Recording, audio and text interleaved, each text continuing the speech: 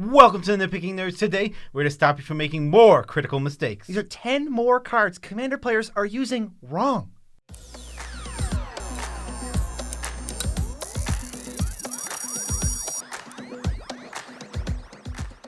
I'm your host, Joe Cherries. I'm your host, Beezy, and that makes us the Nitpicking Nerds, your daily source of cool, awesome Commander content. Whether it be long form, whether it be shorts, whether it be some other third thing. If you want to support the channel, there's a link in the description for our TCG player link. You click it, buy the cards you're going to buy anyway, and then once you check out, we get a kickback on the order courtesy of our friends at TCG Player. No extra money for you. Yes, and if you want to help us celebrate 50K, this is probably the last time I'm going to shout this out because we're running out of time. Go to the description, find the P.O. Box, send us whatever, a letter, a card, something fun, cool that you want to send us, anything, as long as it's appropriate for the channel. You'll see us open it in front of this camera. Yes, but this is the long-awaited part 2 of the series we started where they're cards that Commander players just haven't got right. Most of the time, they're playing them wrong in these decks, so we've got 10 cards that show up. You can go find them on EDH Rec. There's percentages of these in decks, and they just don't work the way players think they do. Yeah, we'll hop right into it. Just to give an example. Yes. The first one is, well, it's 2 commanders that have the ability Mutate. It's the Brokos, Apex of Forever, and Otrimi, the Ever Playful. Now, these are cool. We can mutate them onto any non-human creature. So our first problem comes here. Blighted Agent in 25% of Brokos decks and 46% of Otrimi decks. It's a human. It doesn't look like a human, but the card line reads human. It looks like a weird bird mutant thing, but it is a human. And 46% of Otrimi decks, that is specifically the Infect genre of decks. So maybe we're going to give mostly a pass because if you're playing Infect, how many creatures do you have? I just want to make sure that for that one, nobody's mutating onto Blighted Agent. You literally cannot do this. In Brokos, I think it's a little bit less forgiving because you maybe aren't a specifically Infect deck, and you just can't do this. It's like the creature that says, oh, whenever it hits, you bounce so many permanents. That card's amazing. And you don't have to build too much around it. You can just put it in your deck. So some people are putting Blighted Agent in their mutate decks just to try to get a free kill out of nowhere. You just can't do it. It doesn't work. Yeah, exactly. It doesn't work because it's a human. The mutate rule is specifically, it says the words non-human creature, so it doesn't work. Pretty simple one. This next one I got to figure is more of I think this should probably be in 0% of decks, but this is Thopter Assembly in Tawnos, Urza's Apprentice. It's in 24% of decks. Now, Tawnos is here to copy triggered abilities of artifacts, and Thopter Assembly has a triggered ability. At the beginning of your upkeep, if you control no other Thopters, return it and you make 5 Thopters. Tawnos is not going to do anything with this. He's not going to double it to 10 Thopters. He's going to copy the ability, and what happens is Thopter Assembly returns to your hand, you get 5 Thopters, then the other ability resolves, and nothing happens because you control other Thopters. Yes, it checks at the beginning and at the end. So it checks, is there a Thopter? No, okay, trigger goes on the stack. Then at the end it goes, is there still no Thopters? Okay, there isn't, so I can give you the 5. Right, I mean, you're just not going to get any extra 5, and I think Thopter Assembly already not the best Magic card, and if you're not going to be able to double it, I just would forget about it. Yeah, I think this is just obviously one where people thought, yeah, it looks like you can double it, but unfortunately, due to the rules of Magic, you cannot. The next one is Ankle Shanker in 23% of Alesha Who Smiles at Death decks. Now, this works if you cast it from your hand and it attacks normally, but the idea is you want to return it with Alesha. But if you return it with Alesha, you don't get the trigger as Ankle Shaker enters the battlefield tapped and attacking. It doesn't trigger, it's when it attacks ability. Right, there will never be a time where the game sees it not attacking to attacking and then says, oh, let's trigger it. It just is attacking. It never started attacking. It just always was. So the game's not going to trigger its ability. You're not going to get the first strike death touch. And with that in mind, I think I'm ready to just cut this from the deck. It's not, Ankle Shanker is not this premium crazy Magic card anyway. And I think when it loses the luster of giving first strike and death touch for a discount and you have to pay full price, I'm just not interested in it. And there's a very similar one, kind of like a number 3.5 here. It's Utvara, Hellkite, and Kalia of the Vast. 30% of Kalia decks have this card. Now, I get that it's a big dragon deck, but this card is just not going to do anything. Whenever a dragon attacks, you get a 6/6, but this coming out with Kalia won't give you any 6/6s. It won't see the previous dragons and it won't see itself. So you're going to have to play Kalia, then attack, then you get this out, then you're going to have to untap, then you attack. Now you get a dragon, but it can't attack until the next turn. It's just never going to work. Yeah, it's a lot slow. So the lesson here is if something is brought into the battlefield, tapped and attacking, or just attacking, whichever it is, then what will happen is that attack triggers for that card will not trigger, as they will not go from not attacking to attacking. All right, this next one I think is my vote for the funniest one on the list. It is Lightning Greaves, normally Commander pseudo-staple. In Prime Speaker Vanifar, it is in 40% of Prime Speaker Vanifar decks. And at first I was like, what's the big deal? But with Prime Speaker Vanifar, you want to start the untapped chains. You want to get more creatures entering. You want to go 2-drop untap Vanifar, 3-drop untap Vanifar. But if you equip to give Vanifar haste, which is normally great, and then you sack a creature, well, let's go get Corridor Monitor. All right, enters the battlefield, untap target artifact or creature. Oh, wait, you can't target Vanifar because she has Shroud, so your chain just fizzles. Yeah, so I think there's something to be said here about this. Lightning Greaves can be a fine card in a non-combo Prime Speaker Vanifar deck, but if you look at the percentages of like untapped creatures being played, it implies that there's a lot of Lightning Greave overlap with that, and because of that, it comes off as a mistake. Now, I'm not saying don't put Lightning Greaves in any Vanifar deck. Yeah, there is great upside often, but if people are messing up and putting this in, their Lightning Greaves in with all their untappers, they're gonna not like how that turns out. Yeah, you want Swiftfoot Boots. That just gives hexproof. That lets you go crazy, but you cannot be doing Lightning Greaves with those untapped shenanigans. Okay, you said the last one was the most hilarious to you. This is the most hilarious to me, and I think it has everything to do with these two cards coming from the exact same set. Shovel, Bane of Monsters. On your upkeep, he puts bounty counters on the creatures, and then when bounty creatures die, you get to draw cards. Really, really awesome card. Cool, unique. But, you know what it doesn't work with? Heartless Act. Because Heartless Act says, destroy a creature with no counters on it. Oh, wait, we just put a bounty counter on it. That's not going to work. So now we have the only other mode on Heartless Act to do the creatures with counters is remove a counter? Why would we ever want to do that? Heartless Act is just not going to work in this deck, and I think it's simply, this just comes down to the fact that these were in the same set, so they ended up in a lot of the same decks. Yeah, it's in 11% of Shovel decks, which is a pretty high number. It's just never going to work. I don't even think you want this type of effect anyway. You don't need Doomblade. You don't need Infernal Grasp. You don't need Heartless Act. But this one specifically almost never will do what you actually want. So it's even worse than like a Doomblade. Yeah, I mean, I'm willing to take, I don't want Doomblade, but I'll take like the really unniche ones. I will take Infernal Grasp. I'll destroy anything because I like how Shovel works. He's going to replace it. Your 1-for-1s become 2-for-1s for you instead. And I'm fine with playing maybe an Infernal Grasp. But Heartless Act does the exact opposite. You have to kill a creature that you didn't put a bounty counter on. Now I'm never even close to interested because this is just a bad 2-mana removal spell. Right. All right, we got another staple card, Jessica's Will. Except, what about the corner case when you play Xantia Sleeper Agent? 12% of people who have Xantia decks have Jessica's Will in it.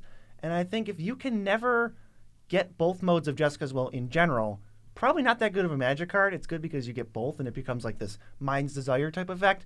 But with Xantia, you never control your commanders, or you'll never get both modes. So that means Jessica's Will is either a weird Seething Song or a Divination. So here's where I think... So Xantia Sleeper Agent is not a competitive Magic card. I think we can agree that it's not a competitive commander. It's a fun commander. It's a unique commander. It has a lot of awesome things you can do with it, and it plays differently than most commanders. I like the card, but it's not competitive. So the only reason you would ever throw a Jessica's Will into a deck that's not going to have its commander a lot is it's competitive, because Jessica's Will is a competitive card. It's very, very strong. I don't see the overlap, and because we're never going to have our commander, I don't want just one of these modes. You can't. Either one of the modes is pretty bad. I mean, if you had 7 red mana, okay, that's probably just going towards Xantia, which makes it weird Divination, which is not very good. 3 mana to draw 2 is mediocre. And then if you use it to look at the top 3, that's probably going to translate to about Divination, which is also mediocre. You're just never going to get the full Jessica's Will effect. So I think it should probably just stay out of Xantia decks. Up next for the commander, it's Ryami, First of the Fallen, and 13% of his decks are playing Tragic Slip. Whoops. So what's the problem here, you might be asking? Well, if Ryami is on the battlefield, Morbid cannot. It simply cannot trigger because no creature dies. It's a replacement effect to put it into exile with this counter on it.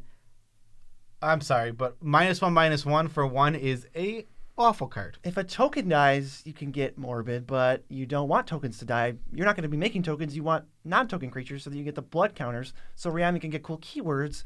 You're never going to be able to trigger Morbid in a relevant way. I think you can definitely cut Tragic Slip from your Ryami decks. It's just a replacement effect. So it's not like the creature dies and then is exiled. which is the case with some cards, it is exiled instead. It never dies. Yeah, so it's just skip on the tragic slips for your Ryami decks. Next, we have 2 coin flip cards. Zarrick is in 66%, 2/3 of Zndrsplt / Okaun Eye of Chaos decks, and Two-Headed Giant is in 1/3 or 33% of those decks.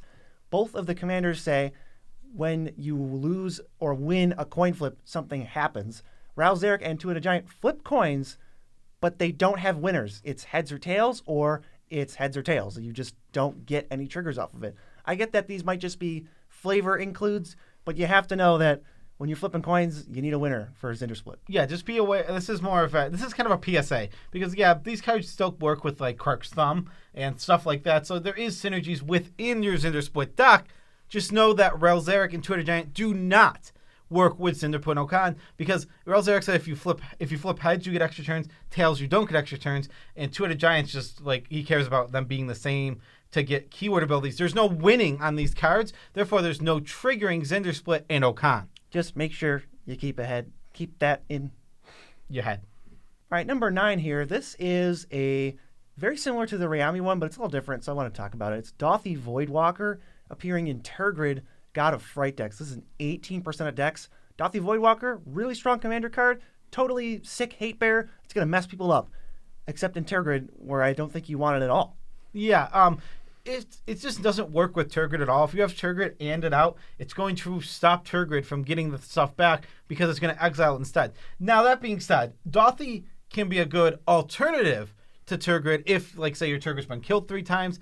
This is about being aware of what the cards do and how the deck can interact it. Yeah, you can play Dothi, and then when you do that big sacrifice discard wheel, everything will go under Dothi, and that'll work. But if you have Tergrid and Dothi out, Dothi's shutting off Tergrid at that point. Yes, it even goes further than the Tragic Slip. All things get exiled, even from discard. Even if you play Dark Deal and Wheel, they go under Dothi with void counters. There's never a point where Tergrid can get them. It's not even a replacement where you get to choose which one happens. Tergrid says they have to be discarded or die to get the thing, and that never happens because Dothi's out to mess you up. I think you could definitely just exclude this one. I mean, Dothi's good, but I don't know if it's good enough to have, like, you're with Tergrid, your goal is to just turbo her out and then have one big effect that makes everyone sacrifice or discard. And if you just have a card that's like a speed bump for your own deck, kind of like just a complete nombo, I don't know if you're interested in that, but be very careful if you have Dothi in your Tergrid decks. Last but not least, this is a very niche commander. It's Noyendar Royal Shaper, but 33% of Noyendar Royal Shaper decks are playing Mirror Weave, which targets a creature, and then each other creature becomes a copy of it until end of turn. What people want this to do with Noyendar, you're already animating your lands. So let's say you animate an island, and it's a 0/0 creature with 3 counters on it. That's fine and dandy, but when you target said island, a lot of people are expecting now, because it's a creature that's a 0/0 with counters on it, all other creatures are going to become 0/0s with counters on them. Well, 0/0s with no counters on them, and then die. Except what actually happens if you target an island is all other creatures become islands with no other bells or whistles. They're just islands until end of turn, then it goes away, and it's basically like you phase them out. Yeah, this is an interaction that is quite strange, and another thing that happens like this is Mutavault. If you animate a Mutavault, then play a clone, the clone Mutavault, it becomes just the land. It becomes the land Mutavault. It has the activated ability to become a creature, but it's not a creature. And that's how clones work. They become copies of the card itself, not of what it is at the time because of added bonus effects. Yeah, they don't inherit the other characteristics is what the rule says about it. Creatures with counters, creatures that have like lifelink until end of turn, you're just not going to get any of that. Last video, we got a lot of comments about waste. We talked about Mirror Landscape not being able to crack to get to waste. Now, the reason that is true is because waste is the name of the card, and it is a basic land, but it has no subtypes. Now, forest, island, plains, swamp, and I missed one. Mountain. All of those are the name of the card, and they're the basic land type. So it says basic land - mountain. Waste does not do that. It is just waste up top, basic land. So it does not have a type to share with itself. Therefore, you cannot get 2 of them. Right. And we wanted to reiterate just because a lot of people had questions. I think we glossed over it a little bit in the first video. So this is sort of a bonus, like stating like these are facts. I mean, I know you can look it up. It says very specifically in the rules. There was a couple other little confusions about wastes. People were saying you can play. Got a lot of comments that said you can play all of one basic land type in your colorless deck if you don't have wastes. And now that's true, but not for commander. For example, someone was saying if you have a Kozilek deck, you can play all planes. No, you cannot. That is true for Brawl. It is not true for EDH. You're just looking at the wrong rule there. And one thing we did get wrong in the last video, you can crack Mirrored Landscape to go find one waste because it doesn't share anything. There's just one of them. I would not recommend that because it's terrible, but we want to correct ourselves. You can, in fact, find one. 100%, you cannot find two.